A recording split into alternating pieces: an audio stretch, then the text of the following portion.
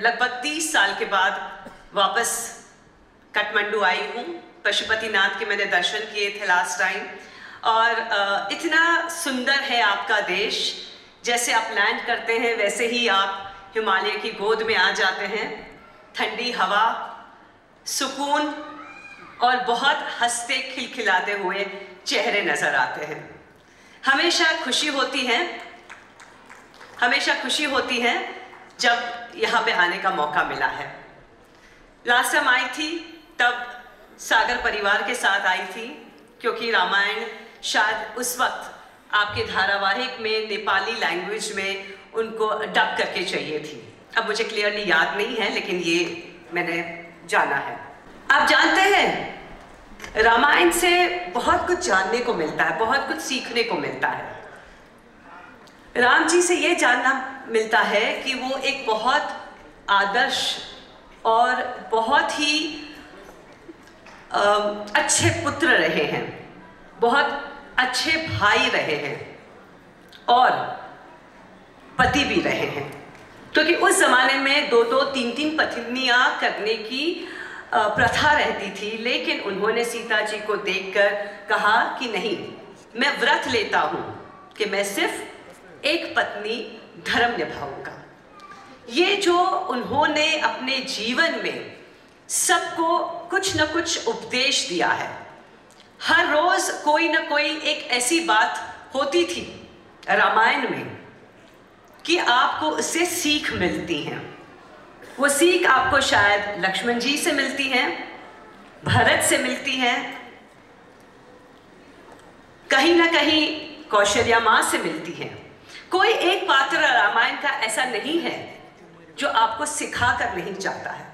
इसलिए कहते हैं घर घर में रामायण, और वो घर जो रामायण की नीति कुछ अपनाता है वो घर में राम बसता है, नारायण बसता है।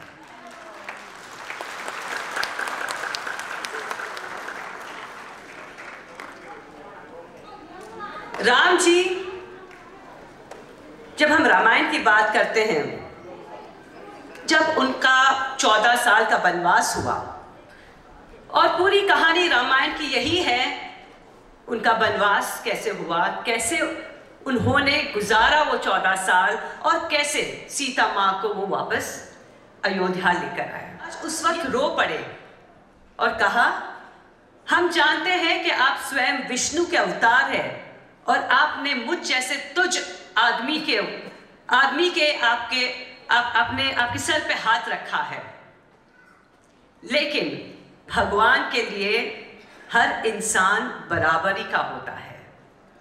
वो उन्होंने उस वक्त निषाद राज को गले लगाकर कहा।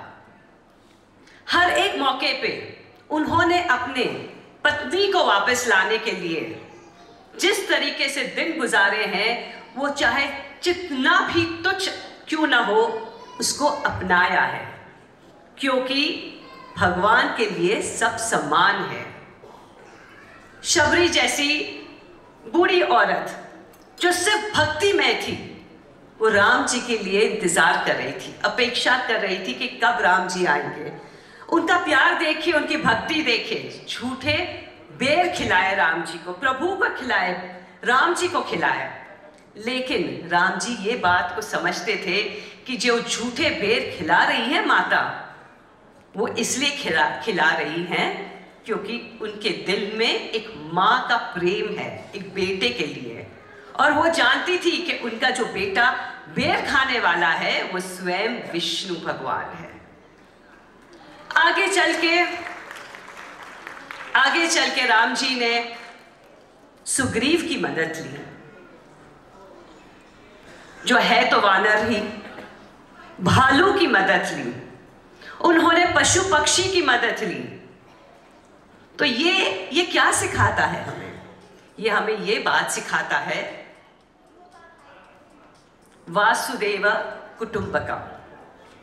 ये जो संसार है ये एक परिवार है, और इसमें हर एक इंसान, हर एक जानवर, हर एक पक्षी का एक रोल होता है, एक कैरेक्टर होता है जिसको अभिनय करना पड़ता है उनको, और ये जितने भी आते हैं इस धरती पे, इस सृष्टि पे, वो भगवान के आशीर्वाद से आते हैं, वो भगवान के हैं। आज आप और मैं, हम सब उनके चाहते लोग हैं और हमें इस परिवार को एक करना है। आपको क्या लगता है भगवान ने हमें क्यों भेजा है? हम कठपुतली है और ड्रामा करके चले जाएंगे वापस स्वर्गलोक? नहीं, हमें इसलिए भेजा गया है कि हम एक दूसरे को प्रेम करें, हम एक दूसरे के लिए दया रखें, हम एक दूसरे के लिए मदद रूपी हो, हम पशु के लिए मदद रूपी हो, पक्षी के लिए हो और खास तौर से इंसान के लिए मदद रूपी हो। उन इंसानों के लिए जिनके पास शायद माँ बाप ना हो, शायद पैसे ना हो, शायद सोसाइटी में खड़े रहने का रुतबा ना हो, और अगर वो सब प्रभु राम ने आपको दिया है तो आपका सबसे बड़ा फर्ज सोसाइटी की ओर, भगवान की ओर यही बनता है कि आप उन बच्चों की, उन परिवारों की मदद कीजिए, चाहे वो पैसे से हो, चाहे वो अपने समय से हो, चाहे वो अपने कर्म से हो। हम सब लोग यहाँ पे बहुत धर्मिष्ठ होंगे। हम पूजा पाठ करते हैं, मंत्रोपचार करते हैं। वैसे मैं प्रमोद जी के साथ बात कर रही थी कल। आज का समय बहुत बलवान समय है। आज 10:30 बजे से, प्रमोद जी बात कर रहे थे हम कल, 10:30 से 3:30 बजे तक एक ऐसा मुहूर्त है आज जो शायद पिछले 70 इयर्स में नहीं हुआ है। अगर उस समय में अगर आप मंत्रोच्चार करें, भगवान का नाम ले, भगवान का कोई काम करें, तो आपको 100 गुना फल मिलेगा। आज वो समय है। देखिए, भगवान भी चाहता है कि आप सब की पुण्य और बढ़े, क्योंकि आज मैं आपसे यह कहना आई हूं कि मंत्रोच्चार भगवान का जो भी आप करते रहिए, बहुत अच्छी बात है, लेकिन भगवान हमेशा यही चाहते हैं कि हम एक दूसरे की मदद करें, हमेशा एक दूसरे को सपोर्ट करें। आज ये जो संस्था है जनजाति कल्याण आश्रम, वो जनजातियों के लिए बनी है।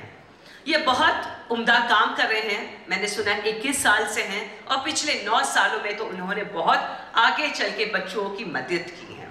तो आज इस स्टेज पर, इस मंच पर, अगर मैं मुंबई से इतनी दूर से आई हूँ तो मैं आप सबसे ये निवेदन करना चाहती हूँ कि मेरी ये ट्रिप सफल रहे, आपकी यहाँ आने का ट्रिप सफल रहे, और इन बच्चों के लिए आप ज़रूर कुछ ऐसा महान काम कर दीजिए ताकि जो आप एक एक करके बच्चे अडॉप्ट कर रहे हैं, मैं कहती हूँ हर महीने का एक बच्चा अडॉप्ट कर लीजिए, 12 महीने के 12 बच्चे अडॉप्ट कर लीजिए। ये पुण्य सिर्फ आपको नहीं काम आएगा, आपके खुद के बच्चों को भी काम आएगा। भगवान हमेशा ये कहते हैं कि 3 प्रकार के योग होते हैं। एक होता है तामसी, एक होता है राजसी और एक होता है सात्विक। तो ये जो 3 प्रकार के जो योग होते हैं, तामसी योग वो होता है जब हम खाए पिए मजाक करें और खत्म हो गया। राजसी वो होता है जब हम बड़ा कारोबार रखते हैं और हमारे कारोबार के माध्यम से लोगों को आमदनी मिलती है। और सात्विक वो होता है जब हम बिना कोई इच्छा हम लोगों को मदद करें और फिर भूल जाए। कहते हैं ना, एक हाथ से 2 और फिर दूसरे हाथ को पता भी ना चले, वो होता है सात्विक। मैं यही विनती करूंगी कि आप सब अपना जीवन सात्विक करिए, क्योंकि अगर आप सात्विक नहीं होते तो शायद आज आप मेरे सामने उपस्थित नहीं होते। इसी खुशी के साथ, इसी विनती के साथ मैं आपसे रजा लेती हूं और चाहती हूं कि बार बार आप ऐसे कार्यक्रम में पार्ट लें। प्रभु राम को याद करें उनके जीवन की गाथा, कि उन्होंने अपने जीवन को किस तरीके से जिया है, लोगों के लिए जिया है, प्रजा के लिए जिया है। और जिस तरीके से आपने हमें प्यार दिया है, रामायण के सभी किरदार को दिया है, भगवान राम श्री राम को और सीता जी को प्यार दिया है, मुझे दीपिका को प्यार दिया है, वैसे ही प्यार आप अपने समाज के बच्चों को भी दीजिए, ताकि आपका खुद का समाज, आपका देश खुद उन्नति करे।